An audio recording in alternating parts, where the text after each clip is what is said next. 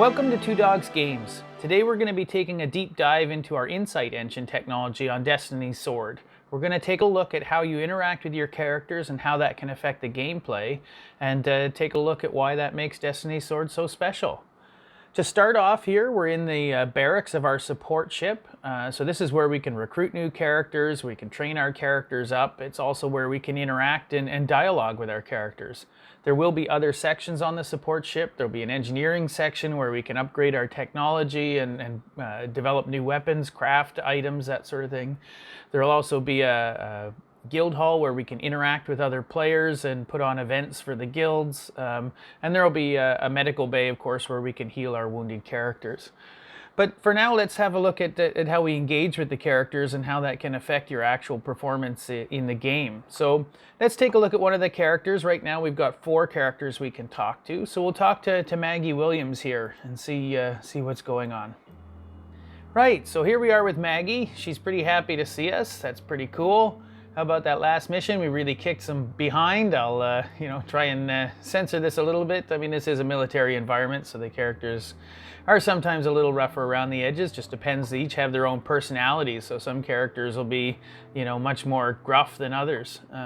So we start talking to Mag, and we can tell her, yeah, hey, you guys did well. That's great. It builds a bit of trust, and that's the whole process of this dialogue too. Is that the more we engage with these characters, the better relationship we build with them. The decisions we make here can really affect the way our relationship goes. Some characters may be a little more introverted. They may want you to be more hands-off. They may not be comfortable if you, almost micromanage them. So, you really have to get to know each of your characters. But getting back to Mag here, yeah, thanks. It was everyone. She's pretty happy about the way the mission went. Oh, Kendricks did some really great stuff. That's pretty cool. But, so we want to dive into Mag, because ultimately we have a reason for talking to her. And the reason is that during combat, we noticed that there was something going on between her and this other soldier on the battlefield. We saw them kind of barking at each other. And we're kind of thinking, okay, that's, not obviously a good sign. So what's causing that? Let's get to the bottom of that. So in this case, we're going to sort of really dive down into that with Mag. We're going to ask her, how's she doing? And she's going to give us this stock response. Well, I'm feeling great. We're going to go to the mess and celebrate, and that's wonderful, but the reality is, hey, you had a bit of an issue on the battlefield. So let's ask Mag about that and see kind of where she's going with that. I heard you had an argument with Jay Song. Oh, is that what you heard? That was nothing. Okay, well, so what's with the bruise on your cheek? We'll notice that in the visuals here, there is this sort of bruise. So she's obviously had a bit of a scuffle as well. So there's not just visual cues. We learn about it from other characters who will tell us about things that are going on. And we'll actually sort of see that a little bit, that one of the other characters it actually brings up this scuffle between these two, to us. But also we see them barking on the battlefield there, and we have these non-verbal cues like the issue that she's got a bruise on her cheek. So what's up with that? How did you get that? Oh, it was just some heated tempers, all just a misunderstanding. And you can see she doesn't look so happy now. So she's not really liking this line of questioning.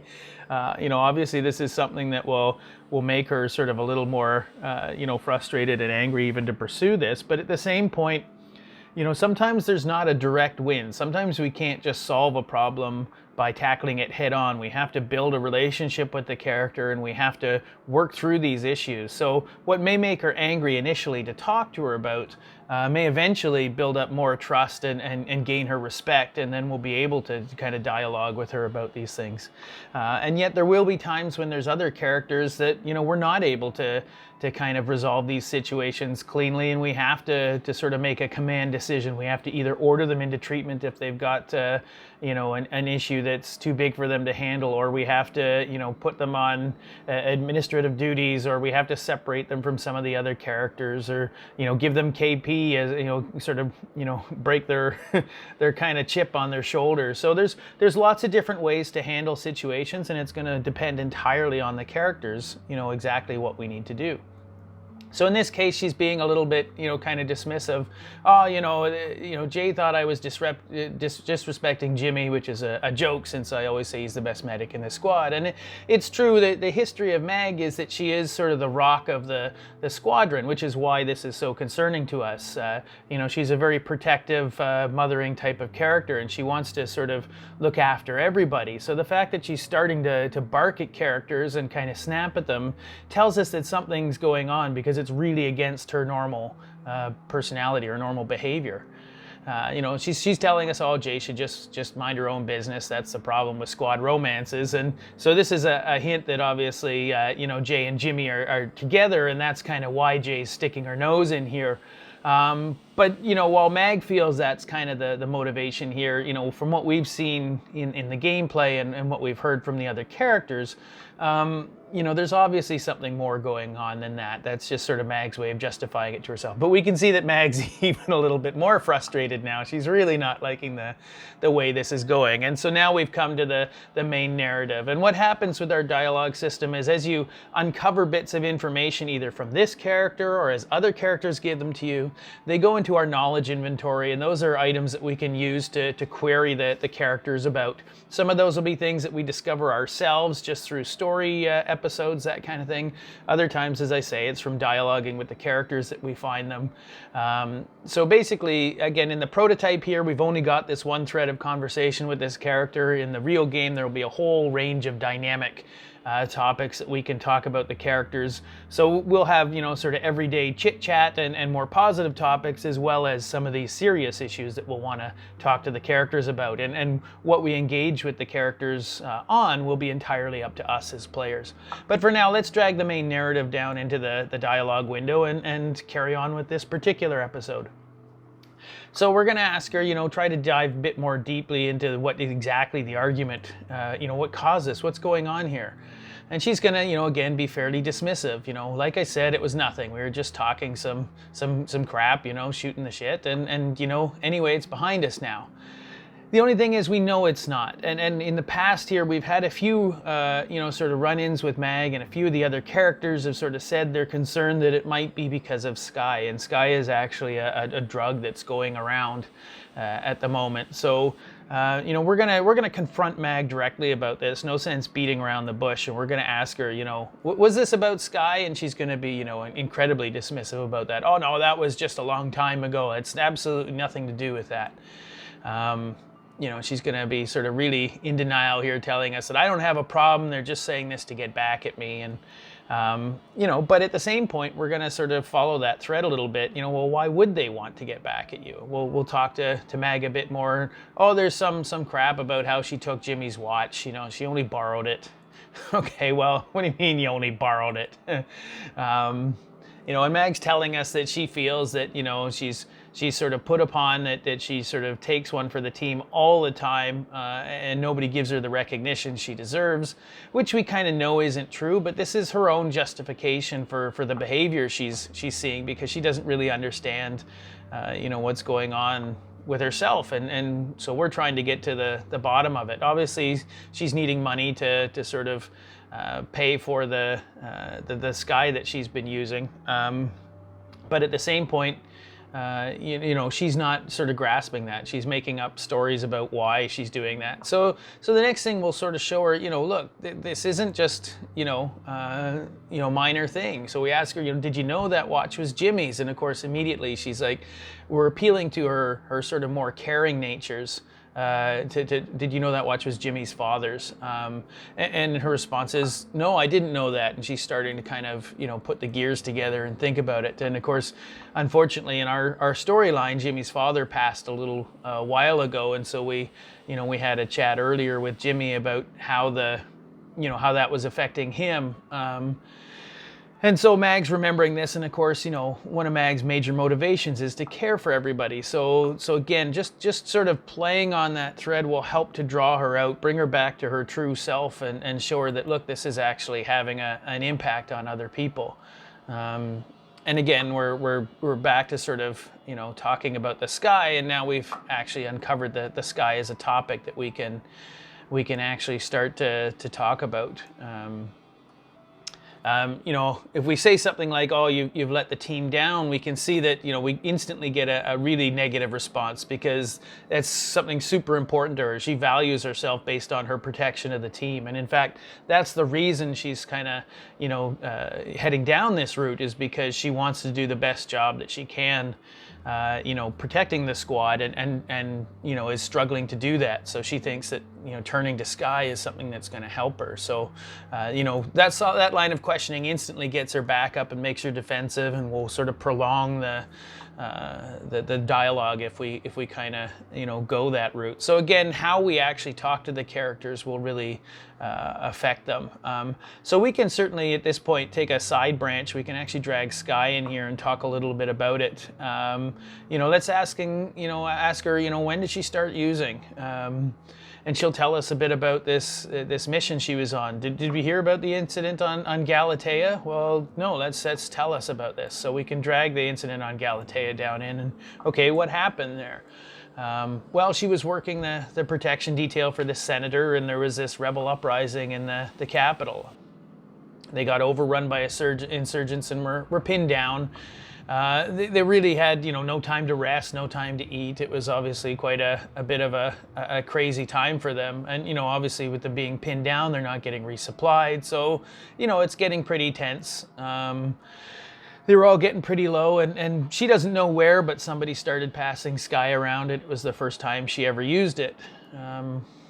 Well, it fucking worked. So, I mean, you know, in her case, she felt like, you know, her back was against the wall, nothing else to do, and she tried it, and obviously it's an incredible stimulant, and gave her all kinds of energy, and she felt, well, hey, look, I won a medal, and, you know, what she doesn't realize is that this was an extreme moment of desperation, and the reward she was getting was for saving the people and getting the people out of there, not for obviously, you know, turning down this path, but you know, very difficult for her to separate that. And of course, you know, he kept using Sky afterwards, and she's saying, well, you know, the regular meds barely work for me. So when we talked to Mag a little earlier, we learned a bit about her background, that she had been a former champion powerlifter, and so obviously her body is, you know, sort of been through some heavy use, and she's got, you know, issues in her shoulders and knees and back, and you know, so she has a history of having to be sort of on pain medication just to sort of get through the day sometimes.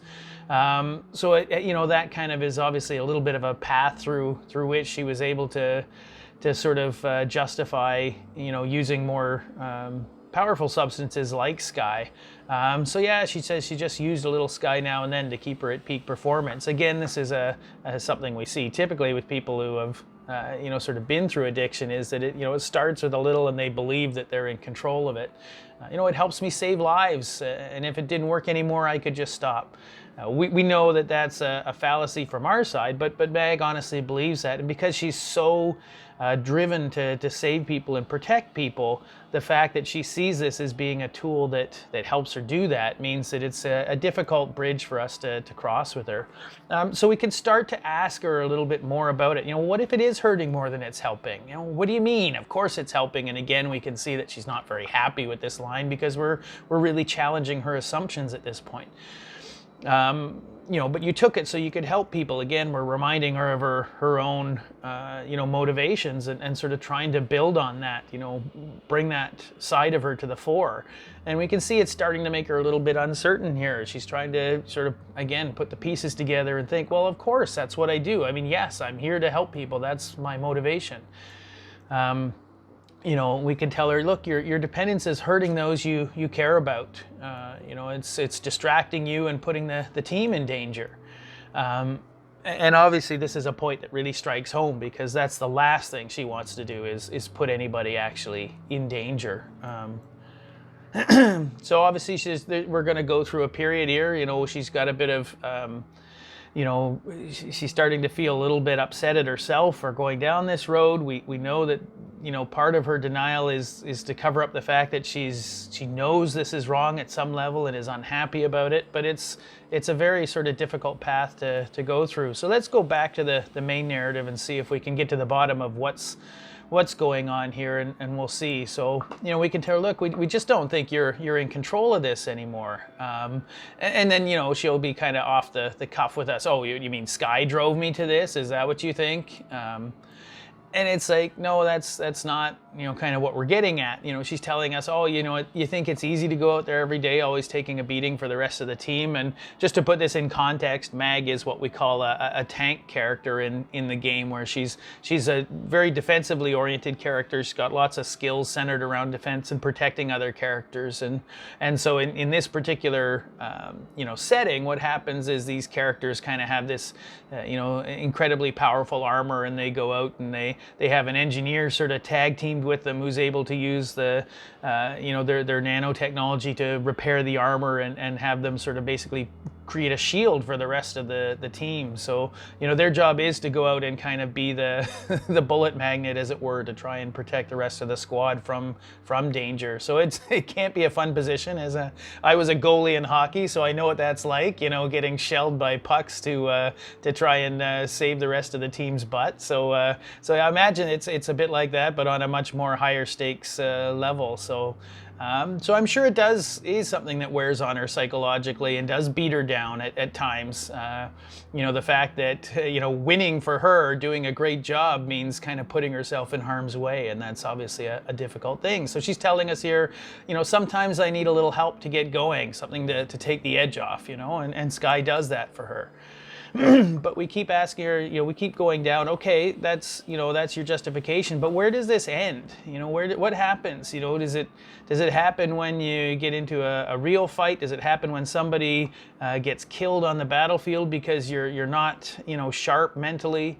So we want her to think about these things and sort of, you know, look at where she's going, and, you know, okay, well, you know, I guess I shouldn't have taken things without permission. She's sort of realizing that, you know, this isn't the right path to take. You know, yeah, I didn't mean to let anyone down. I really don't want to be going down this road. So again, you know, just an example, the kind of things that we can sort of options that we have when we're talking to Mag here. You know, we can either be, you know, supportive, we're here for you, or we can be a little bit more direct. Look, it sounds like you need some time off, and which way you go as a commander is going to be totally down to your play style. And as I say, different characters will react differently to different approaches.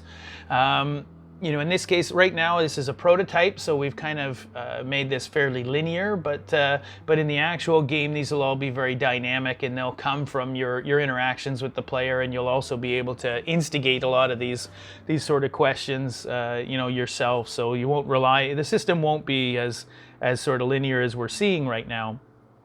There'll be lots of dynamic options to play with, but obviously for the purposes of the demo, we've kept it fairly strictly on the path, so that we can show you exactly, you know, how it goes down. So, you know, we can take a little more direct route at this time with Mag, and, you know, it kind of, you know, obviously isn't something that's gonna, you know, resonate well with her, but in the long run, it may pay off. It may sort of, you know, kind of wake her up a bit, eh? But in this case, she's sort of, you know, looking at you know, coming at us and going, well, you know what, I'm just another one that couldn't cut it. Is that what people are going to say about me?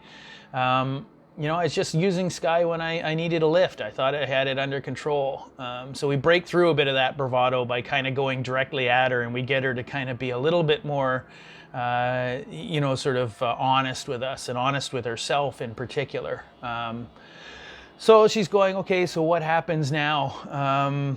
And obviously what we've done is we've uncovered the topic of drug abuse, and ultimately our goal with these characters is to get them to a point where we can talk, where we understand the condition, we understand what's causing it. And we can actually talk to the character directly about that. We get them to accept that there's an issue, and our long-term goal here is to get the character, in this case, you know, obviously Mag has a big problem. This isn't something that we can resolve ourselves, or that we can resolve by, you know, through a support network in the barracks. You know, Mag needs help at this point. And so our goal here is to get Mag into treatment. And what happens is sometimes a character, we can get them to a point where they'll voluntarily go into treatment, and that's fantastic. That means it's going to be, you know, hopefully really effective.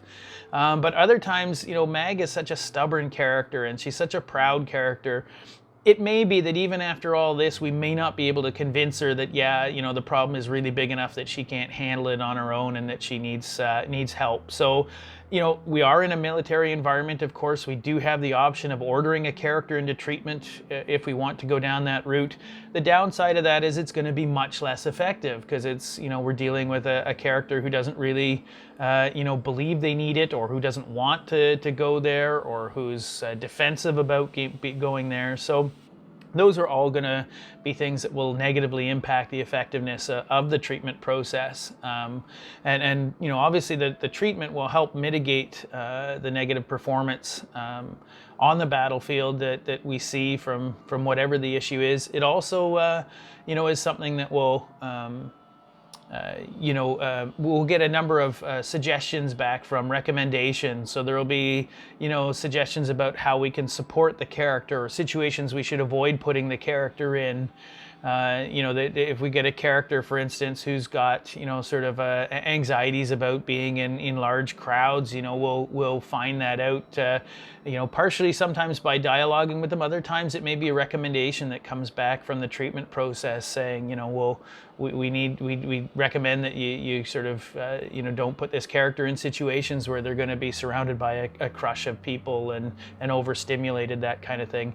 And this is something we're going to work, you know, much more intensively with our mental health experts on as we go forward. You know, once we get the prototypes all up and running, again, we're going to take those to our consultants. We've got obviously our veteran support group, Spartan Wellness, who are doing an amazing job of talking about how these, sharing their stories and talking about how these sorts of issues, you know, get dealt with in the combat environment, in the military environment. And also we've got, you know, the clinical team from Take This, who's a mental health charity, you know, fantastic group. I'm sure you're all familiar with them. And if you're not, you should look them up at takethis.org. But, you know, they're really advising us on the mental health aspect. Our goal is not to actually do the treatment process ourselves. We don't want to encourage, you know, anybody to think that they have the skills to treat anybody, to diagnose people in their family, their friends, that kind of thing either, outside the game. But what we do want to do is build the kind of skills, build the kind of communication strategies that we need to support people who are struggling with various mental health issues.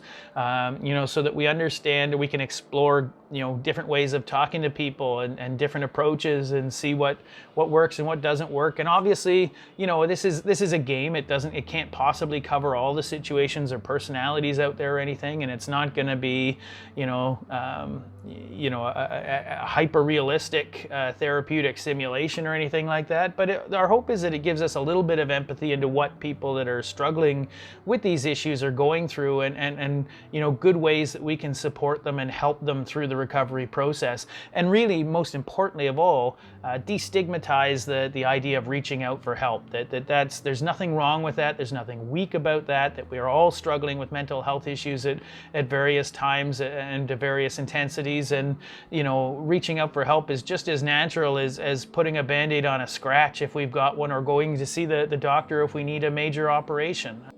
In this case, we can just finish the demo off by you know, looking at the victory condition and getting a bit of information about what's going to happen in the game. And hooray, success! We've managed to confront Mag with her substance abuse problem, and if we can get her to accept her challenge, we'll be able to encourage her to seek treatment. And as mentioned before, you know, with Mag being so proud and so defensive, that may be a very difficult process. She's very stubborn by nature, and if we can't convince her that seeking help is a sign of strength and not weakness, we may have to order her into treatment.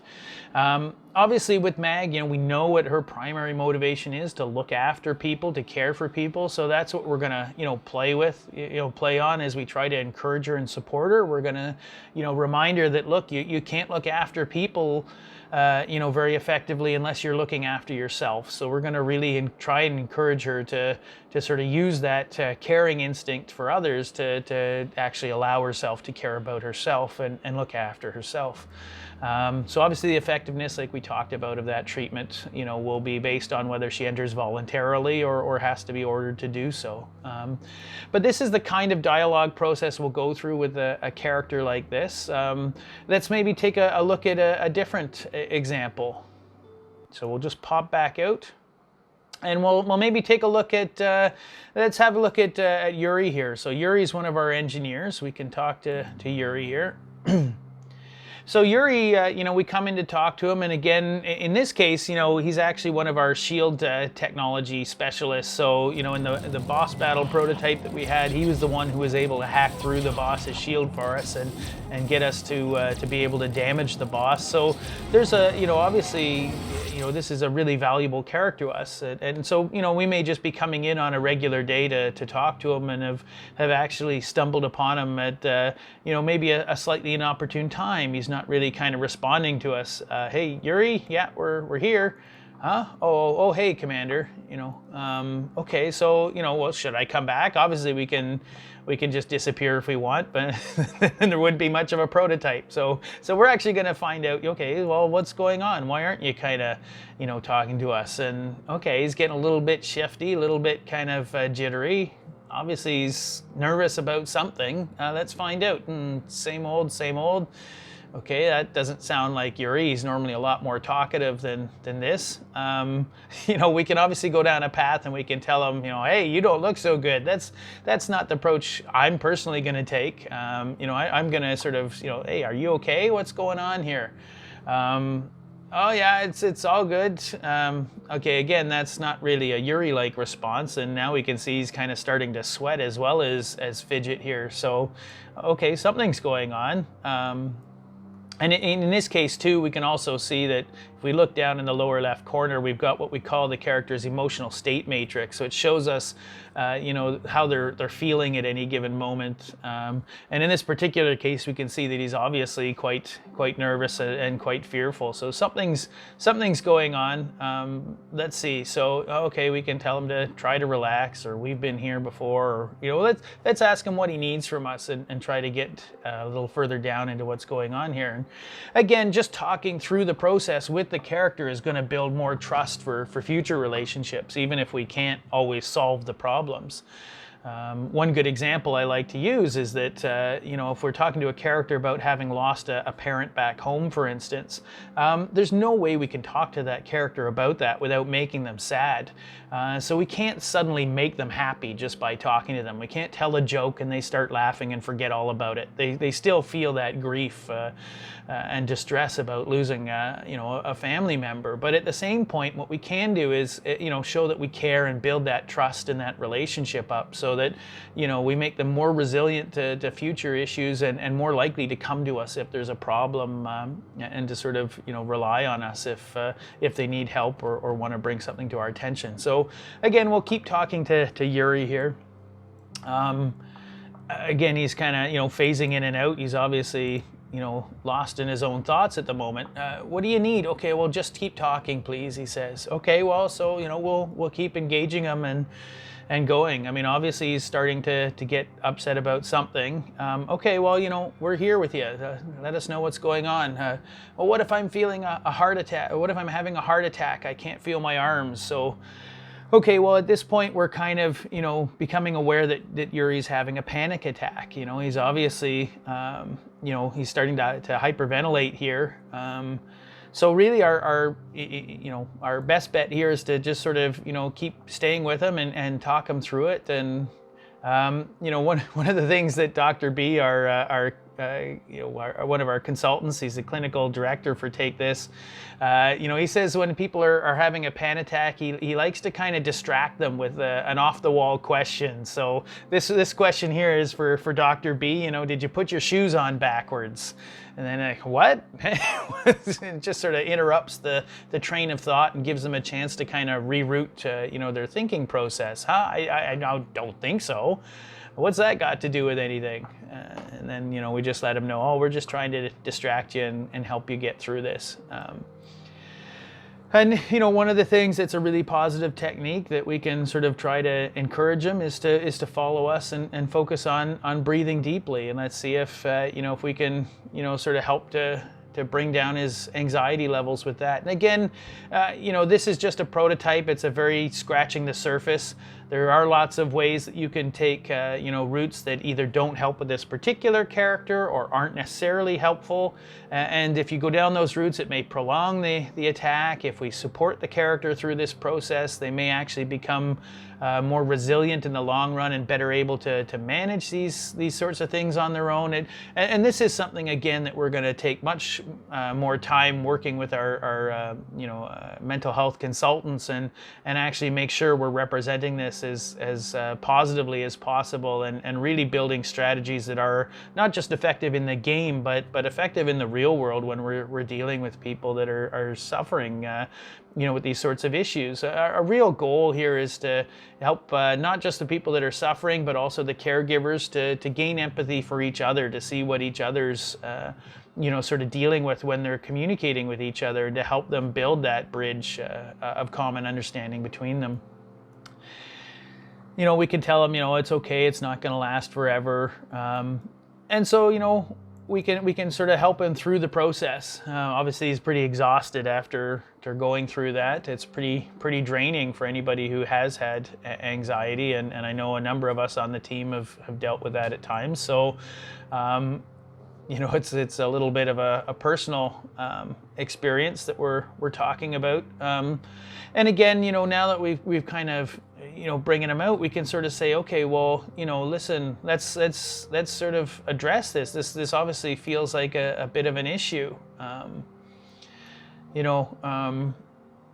and he's telling us, well, I'm concerned. I just don't want to be sidelined. I don't want people to think I'm weak and get put on the shelf. And again, it's we can sort of encourage the character that, look, we're stronger if we sort of talk to each other and ask for help when we need it. That's why we have a team in the first place, because everybody's got different strengths that they can bring to the table.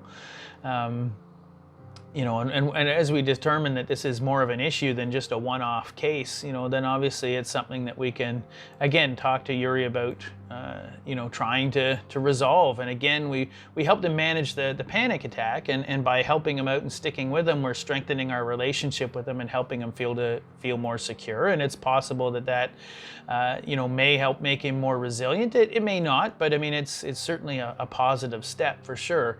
But the key is that, now that we've broached this subject, we'll be able to encourage him again to seek treatment and help him, then in the management of that, once he's gone through the treatment process. So again, being aware of these issues and being able to encourage the characters to seek treatment is the real sort of crux of when we get into these deeper issues. Obviously, it's not all going to be, sort of these, major negative issues. I mean, it's really important to us to represent all the subtleties of mental health and also the positive aspects. So it's not always going to be, major issues that we have to deal with that are having massive performance implications on the battlefield. This is just us demonstrating the range of capabilities of the system. But there's a lot of times where a character is just going to have a mild bit of anxiety that'll, minorly affect their performance, and we'll talk to the character about that and help them manage it. And we'll understand what situations, that tend to trigger them, and not to put them in those conditions if we can help that as a leader. And there will also be lots of positives too. First of all, even having gone through these processes will make these characters more resilient and stronger in the long run. So, as we build that support network throughout the team, as they'll rely on other characters as well as us as the commander. They'll be, stronger themselves, better able to manage their own emotions, that sort of thing.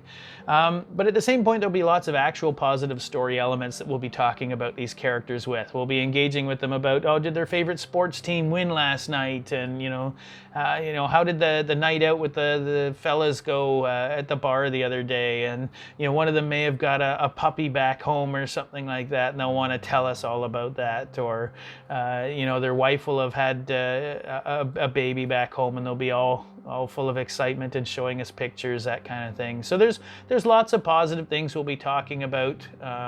The characters even potentially form relationships between themselves and stuff. So there's always sort of an ongoing life for these characters in this environment, and it involves a lot of happy events as well as some of the sort of the more difficult ones. So I certainly want to let everybody know that we're going to have lots of fun things to talk to our characters about too. So yeah, this is just a taste of what interacting with the characters is going to be like in Destiny's Sword. Obviously, this is a very early prototype. We've got a lot of more work to go into the system, but it gives you a bit of a flavor for how that's going to work and how that's going to affect your gameplay. So, stay tuned. Follow us on our social media, and be part of it, and join us on the journey as we develop this further. Okay, thanks for joining us. We'll see you next time.